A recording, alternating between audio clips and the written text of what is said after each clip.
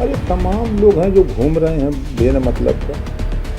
कई अपराध जो अभी सजा हुई है, जो अपराधी थे बाहर है ना, उसमें से कुछ लोग घूम रहे थे अपराध करने वाले। अभी जो बचे हुए लोग हैं, जो इनकाउंटर स्पेशलिस्ट लोग हैं, अपराधियों के गोल में रहते हैं, ऐसे लोग अभी कहाँ मिले। इनकी सूची कभी पुलिस बताती रही कि ये इनकाउंटर, ये काउंटर का काम करते हैं माफियाओं के साथ, तो वो लोग कभी नहीं पकड़े गए। उन लोगों की तत्काल गिरफ्तारी हो, उनको भी वहाँ पहुँचाइए, नहीं तो दूसरी घटना करेंगे तो फिर खोजना पुलिस काम करेगी। तो सत्ता पक्ष ये कह रहा है कि प्रभावी कार्रवाई हुई और कठोर शासन का नतीजा है कि आज माफिया जो हैं वो या तो जेल में या फिर उत्तर प्रदेश के बाहर हैं, और जो माफिया बचे हुए हैं उनके ऊपर भी कार्रवाई होगी। नहीं, जो बाहर अगर हैं तो हम तो 6 साल से देख रहे हैं, ये भाषा भी सुन रहे हैं 6 साल से। लेकिन विकास दुबे सरकार की नींद खुली तब जब घटना घटी, तब उसके पहले प्रदेश में ही रहता था कि बाहर रहता था। घटना करने के बाद हाँ विदेश वो दूसरे स्टेट में मध्य प्रदेश चला गया। किसी की भी सरकार हो, घटना घटने के बाद जो त्वरित कार्रवाई होती है वो सरकार कार्रवाई करती है। ऐसा नहीं है कि कोई सरकार अपराध कर दे और मुकदमा न लिखा जाए, अपराधी को जेल न भेजा जाए, अपराधी को संरक्षण मिले। इस तरह का तो हमने अभी तक ऐसा संज्ञान में नहीं आया, चाहे कांग्रेस की सरकार रही हो, चाहे बसपा की सरकार रही हो, चाहे सपा की सरकार रही हो, चाहे बीजेपी की सरकार हो। आज प्रदेश में बेरोजगारी है और विपक्ष बेरोजगारी के मुद्दे पर क्यों नहीं लड़ रहा। सामाजिक न्याय समिति की रिपोर्ट लागू करने के लिए विपक्ष क्यों नहीं लड़ रहा है। महंगाई एक मुद्दा है, ठीक है, सत्ता के लिए मुद्दा नहीं हो सकता है, लेकिन जनता के लिए मुद्दा है। नेता के लिए नहीं हो सकता, लेकिन जनता के लिए है। आज अपना घर जल रहा है अपने ही चिराग से, अपना घर खुद जल रहा है अपने ही चिराग से, चिल्ला रहे हैं नेता। जैसे अखिलेश जी को ले लीजिए, ममता जी जा रहे हैं वहाँ स्टूल पे बेचारे बैठ रहे हैं। अरे मायावती जी के यहाँ कुर्सी में बैठ के बात करो, नीतीश जी के यहाँ कुर्सी में बैठ के बात करो, सोनिया जी के यहाँ कुर्सी में बैठ के बात करो। आप जा रहे हो केसीआर के यहाँ, आप जा रहे हो लालू जी के यहाँ। लालू जी, ममता जी, केसीआर जी कई वोट दिलाएंगे यहाँ यूपी में। सुहेल देव भारतीय समाज पार्टी के राष्ट्रीय अध्यक्ष ओम प्रकाश राजभर जी हमारे साथ बातचीत के लिए मौजूद हैं। राजभर जी, मुख्यमंत्री ने कहा था कि माफियाओं को मिट्टी में मिला देंगे, और कल एक ताज़ा उदाहरण देखने को भी मिला, माफिया अतीक अहमद को सजा हुई है, क्या कहेंगे? देखिए, अदालत में मामला पहुंचा और उनके खिलाफ कई मामले चल भी रहे हैं अदालत में। तो वो अदालत ने दोषी पाया तो अदालत ने सजा दिया। अब जितने भी माफिया हैं प्रदेश में, उन सभी के खिलाफ कार्रवाई होनी चाहिए। जो स्थान उनका है सही, वहाँ उनको पहुँचाया जाए, तब देश प्रदेश की जनता खुशहाल रहेगी। तो कोई स्पेसिफिक नाम आप बताएंगे कि अतीक अहमद जैसे, और कोई नाम बताइए जिनके ऊपर भी कार्रवाई होनी चाहिए? अरे तमाम लोग हैं जो घूम रहे हैं बिना मतलब का। भाई अपराध जो अभी सजा हुई है, जो अपराधी थे बाहर है ना, उसमें से कुछ लोग घूम रहे थे अपराध करने वाले। अभी जो बचे हुए लोग हैं, जो इनकाउंटर स्पेशलिस्ट लोग हैं, अपराधियों के गोल में रहते हैं, ऐसे लोग अभी कहाँ मिले। इनकी सूची कभी पुलिस बताती रही कि ये इनकाउंटर, ये काउंटर का काम करते हैं माफियाओं के साथ, तो वो लोग तो अभी नहीं पकड़े गए। उन लोगों की तत्काल गिरफ्तारी हो, उनको भी वहाँ पहुँचाइए, नहीं तो दूसरी घटना करेंगे तो फिर खोजना पुलिस काम करेगी। अच्छा, सत्ता पक्ष ये कह रहा है कि प्रभावी कार्रवाई हुई और कठोर शासन का नतीजा है कि आज माफिया जो हैं वो या तो जेल में हैं या फिर उत्तर प्रदेश के बाहर हैं, और जो माफिया बचे हुए हैं उनके ऊपर भी कार्रवाई होगी। नहीं, जो बाहर अगर हैं तो हम तो 6 साल से देख रहे हैं, ये भाषा भी सुन रहे हैं 6 साल से। लेकिन विकास दुबे सरकार की नींद खुली तब जब घटना घटी, तब उसके पहले उत्तर प्रदेश में ही रहता था कि बाहर रहता था? घटना करने के बाद हाँ विदेश वो दूसरे स्टेट में मध्य प्रदेश चला गया।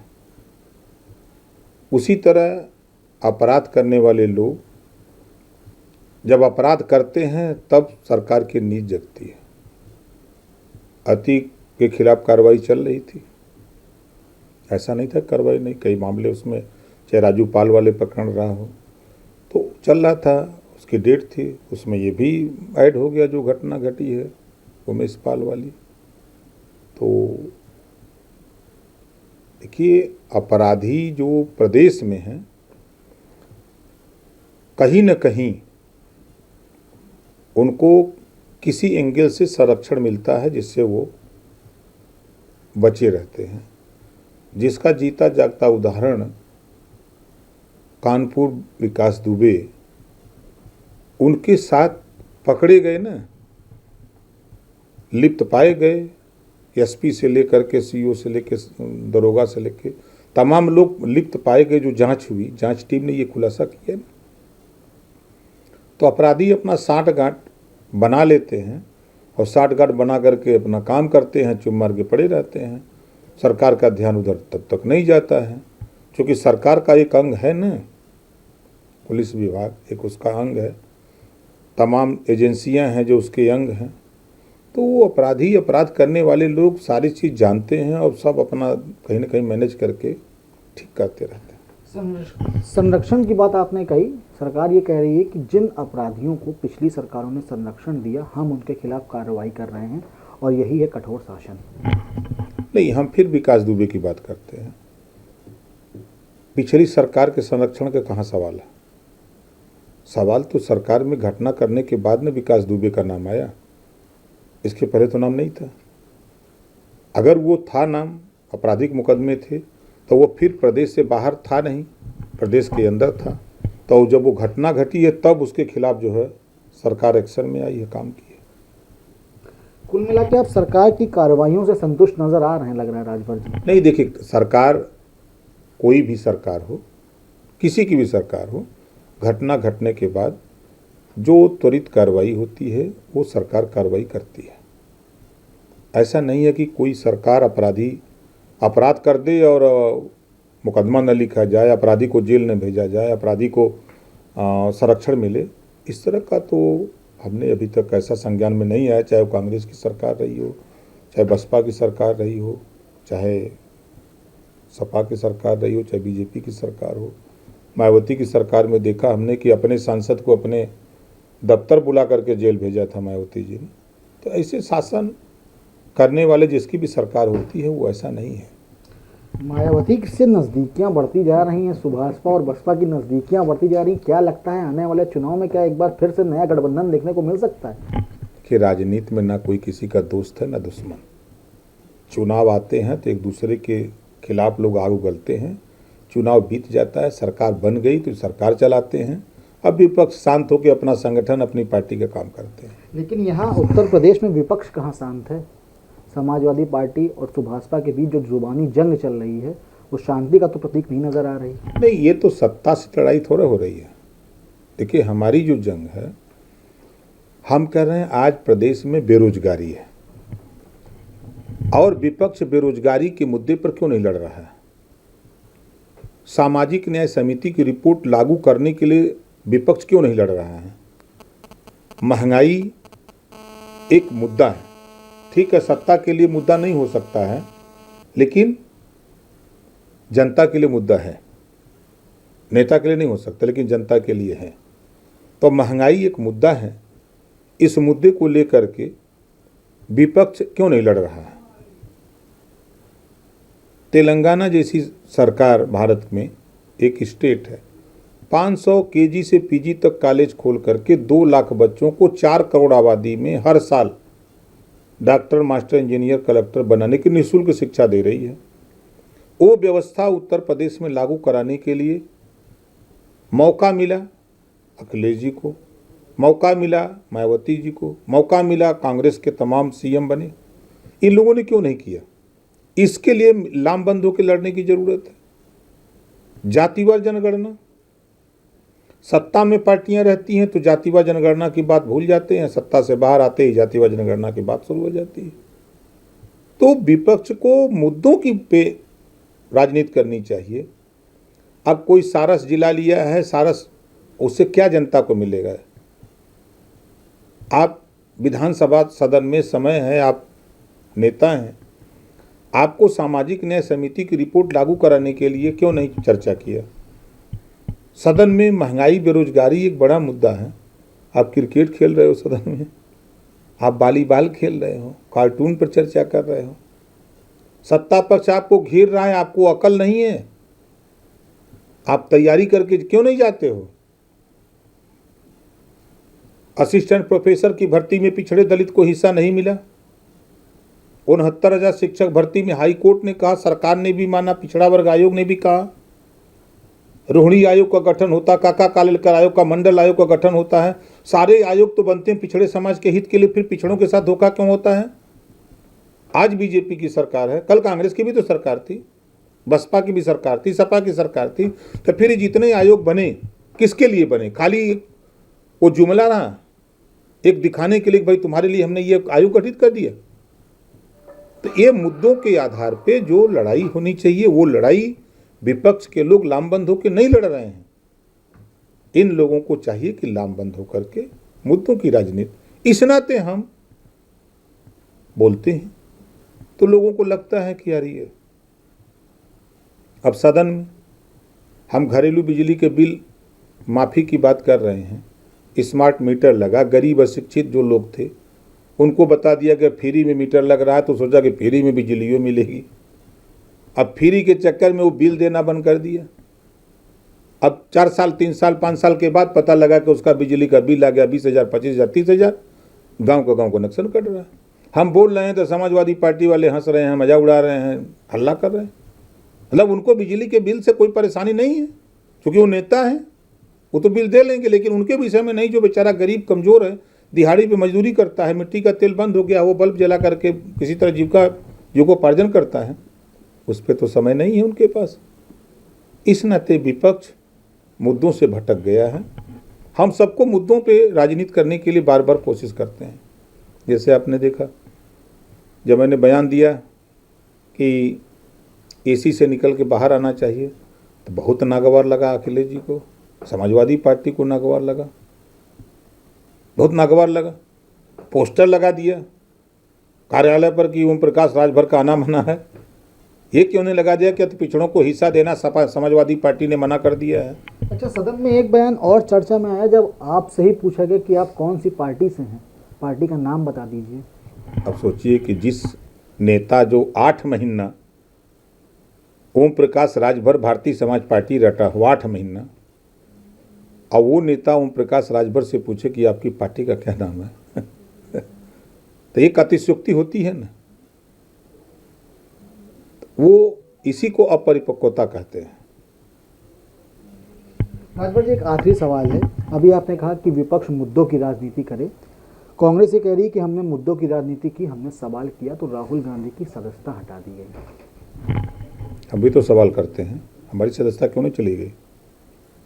जब ये बिल संसद में पेश हुआ तो सभी विपक्ष के लोग विरोध कर रहे थे। उस समय कांग्रेस की सरकार थी, तो राहुल जी ने समर्थन किया था बिल का, याद होगा आपको भी। आज अपना घर जल रहा है अपने ही चिराग से अपना घर खुद जल रहा है अपने ही चिराग से, चिल्ला रहे हैं नेता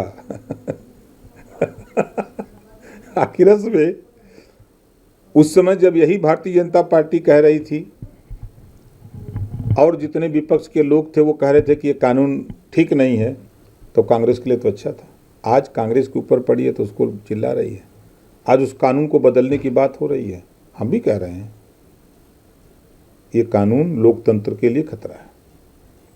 जनता द्वारा चुना गया प्रतिनिधि, कहीं अगर कोई बात होती है, कहीं जनता बुला लिया, अगर उसमें कोई उपद्रवी तत्व तो घुस गया, कोई हल्ला कर दिया, मुकदमा तो नेता के ऊपर भी हो गया, विधायक सांसद के ऊपर, अब उस आधार पर उसकी सदस्यता चली जाए, ये तो भाई नहीं ठीक है। अच्छा, उनके इस बयान को भाजपा जो है वो पिछड़ा विरोधी भी बता रही है। अब पिछड़न का हिस्सा मिलते नहीं है, पिछड़ा विरोधी किए का कहें।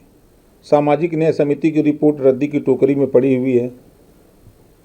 कांग्रेस ने भी, खैर कांग्रेस के समय में तो था नहीं, सपा बसपा के ज़माने में 2001 में राजनाथ सिंह जी ले आए। 1993 मंडल कमीशन लागू हुआ, 93। तो मंडल कमीशन लागू होने के बाद केंद्र में कांग्रेस की सरकार थी, प्रदेश में बसपा सपा की सरकार थी और समर्थन की सरकार केंद्र में थी। तो इन लोगों ने सामाजिक न्याय समिति की रिपोर्ट लागू करने की बात क्यों नहीं किया? हाई कोर्ट ने भी कहा, तब भी नहीं माना लोगों ने। तो चीज़ें जो जनता की चीज़ें हैं, उस जनता के लड़ाई से विपक्ष अपने बचाव मुद्रा में दिखता है हमको। तो ईडी से कैसे बच जाएं, सीबीआई से कैसे बच जाएं, इस मुद्रा में काम कर रहा है।